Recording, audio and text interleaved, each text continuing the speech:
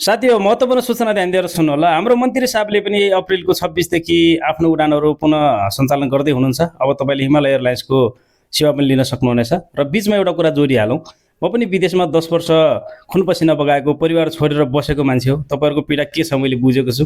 त्यसैले तपाईँहरूलाई सहज होस् भनेर इन्फर्मेसन दिने गर्छु। त्यसकारण तपाईँ मेरो च्यानलमा जोडिनु होला ताकि तपाईँहरूलाई सहज होस्। मलाई त्यो कुनै भ्युजप्रति या कुनै लाइकप्रति त्यस्तो मलाई कुनै पनि चासो छैन र म कुनै त्यो राजनीतिप्रति पनि त्यो मलाई चासो छैन। म एउटा स्वतन्त्र व्यक्ति, तपाईँहरू जस्तै हिजो म पनि सङ्घर्ष गरे हो, अहिले नेपालमा केही गर्छु भनेर अड्डिरहेको छु। फरक त्यति मात्र हो। यदि भोलि यतातिर पनि भएन भने फेरि हाम्रो ठाउँ त्यही नै हो। अरू त कहाँ नै छ र तपाईँहरूलाई थाहा नै छ। र म पहिले पनि भन्ने गर्छु कि सकेसम्म त नेपालमै गर्ने हो। र जो उडान छ हिमालय एयरलाइन्सको यही 26 अप्रिलदेखि दोहाको लागि पुनः सञ्चालन हुँदैछ भने अरू देशहरूमा पनि क्रमशः हुनेछ। त्यसैले अपडेटहरू हेर्दै गर्नुहोला।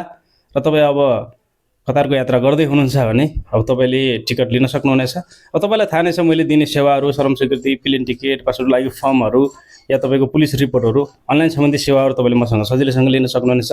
9749739164 वाट्सएपमा मेसेज गरेर सेवाहरू लिन सक्नुहुनेछ र अफिसमा भिजिट गरेर पनि सेवाहरू लिन सक्नुहुनेछ। भिडियो सेयर गर्नुहोला ताकि सबै साथी समक्ष पुगोस्। जय नेपाल, शुभ दिन।